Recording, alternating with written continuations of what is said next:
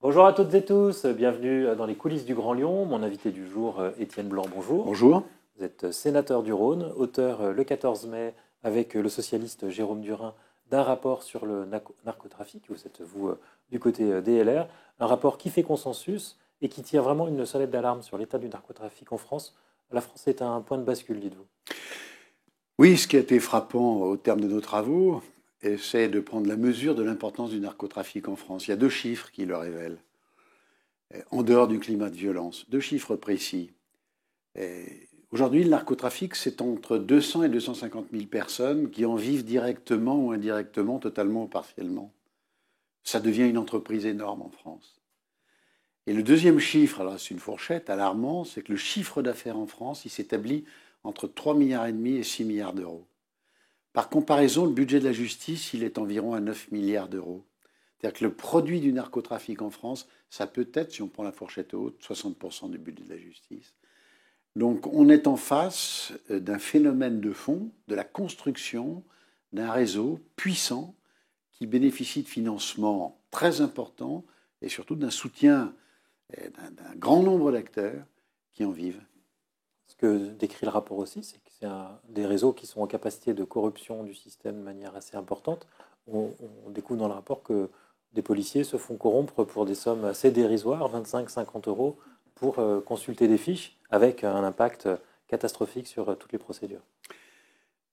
Si vous voulez, il y a deux phénomènes qui laissent entendre qu'on s'approche, en tout cas qu'on a un certain nombre d'indicateurs qui sont ceux qui permettent de qualifier ce qu'on appelle les narco-États.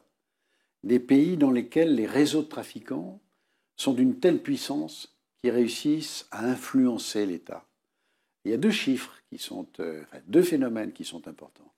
Le premier phénomène, c'est le phénomène de la violence.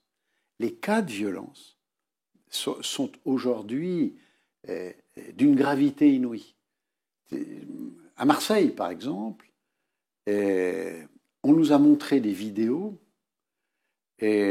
où un jeune adolescent se fait brûler vif au chalumeau, où un père de famille découvre le corps de son fils démembré.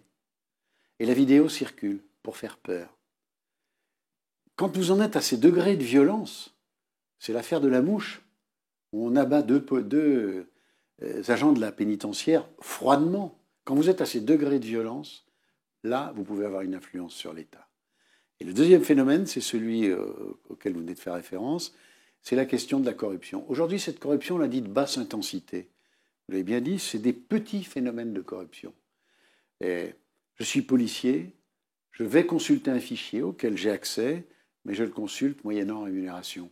Je suis docker, je vais déplacer un conteneur sur un port. Je suis douanier, je vais donner à un réseau la position d'un conteneur qui contient des produits stupéfiants qu'ensuite je peux faire entrer sur le territoire national. Et c'est cette foule de petits actes de corruption qu'on a appelé corruption de basse intensité qui nous permettent de dire faites attention, c'est en train de déraper, c'est en train de se développer.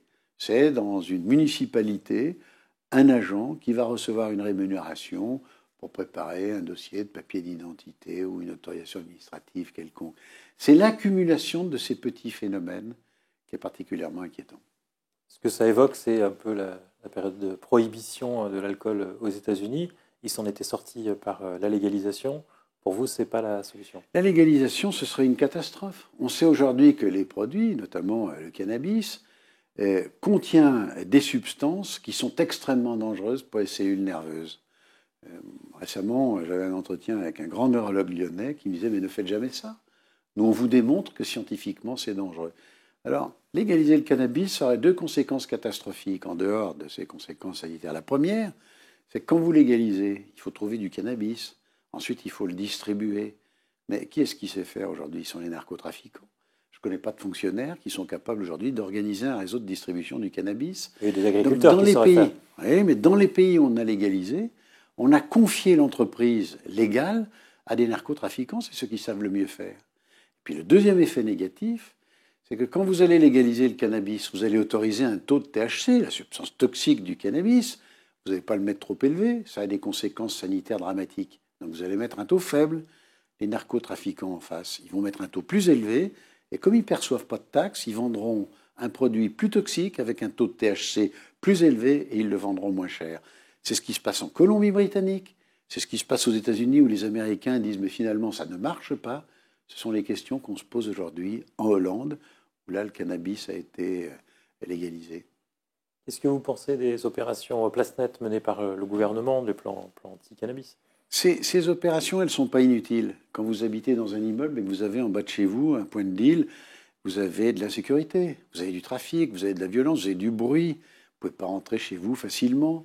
Le domaine public est occupé, donc vos gosses ne peuvent pas aller jouer dans la rue facilement.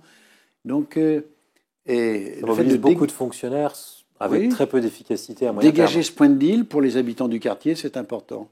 Le temps qu'ils se remettent en place. Ça a deux effets sur lesquels on s'interroge. D'abord, c'est quand il n'y a plus de policiers, le point de deal revient. Et aussi, quand vous n'avez plus de point de deal, on va commander, on va ubériser son achat. Donc, on va se faire livrer à domicile. Et c'est le premier point faible des opérations Placnet. Puis le deuxième point faible des opérations Placnet, c'est que ça ne permet pas de remonter en haut du réseau. Si on veut lutter contre le narcotrafic, il faut remonter les réseaux. Il faut aller chercher ce qu'on appelle le haut du spectre. Et ça, ce n'est pas à partir de Placnet ou marginalement qu'on y parvient. Donc, Placnet, ce n'est pas inutile. Ce sont des opérations de tranquillité publique. Mais pour lutter contre le narcotrafic lui-même, ce n'est pas la solution idéale.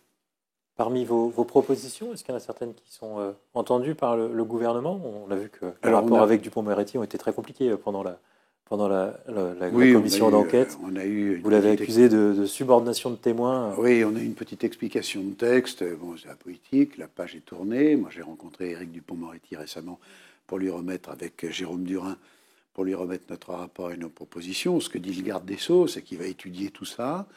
Et le gouvernement verra ensuite les mesures qu'il prenne. Et nous ne nous interdisons pas de préparer une proposition de loi pour reprendre ces mesures. Je pense que pour lutter contre le narcotrafic... Ce que vous souhaitez surtout, c'est une DEA à la française, en fait. Alors, il y a toute une série de propositions. Il y a notamment celle-là. Avoir ce qu'on appelle l'OFAST, l'Office français de lutte contre les stupéfiants, en faire un outil beaucoup plus puissant, lui donner plus de moyens, lui donner plus de pouvoir, permettre par exemple d'utiliser des techniques spéciales d'enquête beaucoup plus facilement. Un véritable outil efficace, très réactif. Les narcotrafiquants, ils bougent. Et il faut en face une police extrêmement réactive. C'est une proposition qu'on fait. Puis on fait aussi la proposition de créer un parquet national anti-stupéfiant, comme on a un parquet national financier, comme on a un parquet national antiterroriste, avec des moyens dédiés, avec des moyens spécifiques pour bien identifier la lutte contre le narcotrafic, la personnaliser, faire en sorte qu'il y ait un responsable qui soit capable d'agir très rapidement contre les très, très gros réseaux de trafiquants. Surtout, c'est des mesures pour toucher les trafiquants au portefeuille. Alors, c'est l'essentiel. Le narcotrafic, c'est une entreprise. L'objet d'une entreprise, c'est de faire du résultat. C'est un régime capitaliste libéral, le narcotrafic. C'est-à-dire, vous avez un client, il faut servir le client. Donc, vous avez une entreprise qui se crée pour servir le client. Et cette entreprise, elle est complexe, parce que le produit, il faut le produire, il faut parfois le transformer, il faut l'acheminer à la fois en grande quantité, mais ensuite le diffuser sur l'ensemble du territoire. Et il faut le distribuer. Pour le distribuer, il faut surveiller. Il faut ensuite collecter l'argent. L'argent, il faut le blanchir. C'est un système extrêmement compliqué. Donc, pour lutter contre le narcotrafic, il faut détruire le cœur du dispositif qui est financier. Et quand on a vendu des produits stupéfiants, on récupère de l'argent, en général des petites coupures, de 5, 10, 20, 50 euros. C'est des sommes énormes. C'est le chiffre d'affaires, je le rappelle, entre 3 et 6 milliards d'euros. Donc c'est des quantités d'argent colossales. Il faut aller chercher cet argent matériel sur les points de deal ailleurs. Il faut connaître que Placnet aide un peu. Mais surtout après, il faut s'attaquer aux circuits de blanchiment qui sont complexes. Aujourd'hui, les narcotrafiquants, ils utilisent les crypto-monnaies, ils utilisent des systèmes de compensation avec l'étranger. Ils ont des sociétés spécifiques en charge du blanchiment. Ils sont très bien conseillés. Ils ont des cabinets conseils dans le monde entier pour blanchir cet argent. Un mot sur la vie municipale lyonnaise. Vous avez appris le départ de Nathalie Perrin-Gilbert, qui a perdu son mandat d'adjointe à la culture. Elle va retrouver une liberté de parole plus forte. Est-ce qu'au fond, ce n'est pas une mauvaise nouvelle pour l'opposition qui a déjà un peu de mal à se faire entendre, Avec une voix comme Nathalie Perrin-Gilbert, il vous Est-ce que la voix de Nathalie Perrin-Gilbert sera plus puissante que la voix de l'opposition qu'on entend assez peu? Je n'en sais rien, on va voir ce qui se passe, mais moi, je n'ai pas du tout été surpris. Nathalie Perrin-Gilbert avait été mise en selle par Gérard Collomb. Elle a trahi Gérard Collomb. Nathalie Perrin-Gilbert était supportée dans son arrondissement par des adjoints. Ensuite, elle a mis ses adjoints en difficulté. Donc, je vois le problème de Nathalie Perrin-Gilbert, c'est de travailler en équipe. Et en politique, si vous ne travaillez pas en équipe, vous avez une voix solitaire. Et cette voix solitaire, elle ne vous mène pas bien loin. Je pense même qu'elle vous mène nulle part. Et vous l'avez dit, l'opposition a du mal à se faire entendre. Ça ne vous inquiète pas devant des municipales? Je pense que c'est un peu compliqué aujourd'hui. Vous savez, je lis un certain nombre de sujets sur lesquels nous avons de la difficulté à coller avec l'opinion, et notamment sur les questions environnementales. Et je pense qu'aujourd'hui, dans nos villes, pour la qualité de la vie, c'est quelque chose d'essentiel. Alors, on est très bon sur les questions qui touchent à la sécurité, c'est un peu notre ADN, mais il y a des sujets sur lesquels nous ne sommes plus contemporains.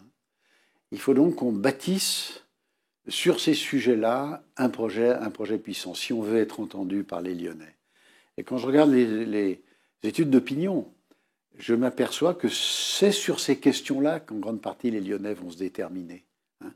L'écologie, l'environnement, la quiétude, la tranquillité, ce ne sont pas des thèmes qui ne devraient pas être exclusivement gérés par les écologistes. Et nous, on a un peu de peine à aller sur ces thématiques-là. Je traduis, Pierre Oliver a tort de se mobiliser contre la tranquillisation de la presqu'île, et notamment la piétonisation de la C'est un sujet qui va être discuté, mais la place de la voiture en ville, par exemple, ça va être discuté. Vous avez des gens qui disent aujourd'hui, finalement, quand il y a moins de voitures, on vit un peu mieux. Donc comment est-ce qu'on va se positionner, nous, l'opposition, sur ce sujet-là? La brutalité des politiques des Verts, elle est inadmissible. Ce sont des politiques brutales. Et ça ne fonctionne pas. Mais le sujet lui-même, il faut que la droite s'en saisisse aussi. Parce que les électeurs de droite, notamment les jeunes électeurs, vous savez, c'est une question, qu'est-ce que vous allez faire? Et au moment de l'élection, il faut être au rendez-vous. Il faut avoir des réponses qui sont des réponses précises. Étienne Blanc, je vous remercie. Merci. Et puis moi, je vous dis à demain pour une nouvelle émission des coulisses du Roi Lion.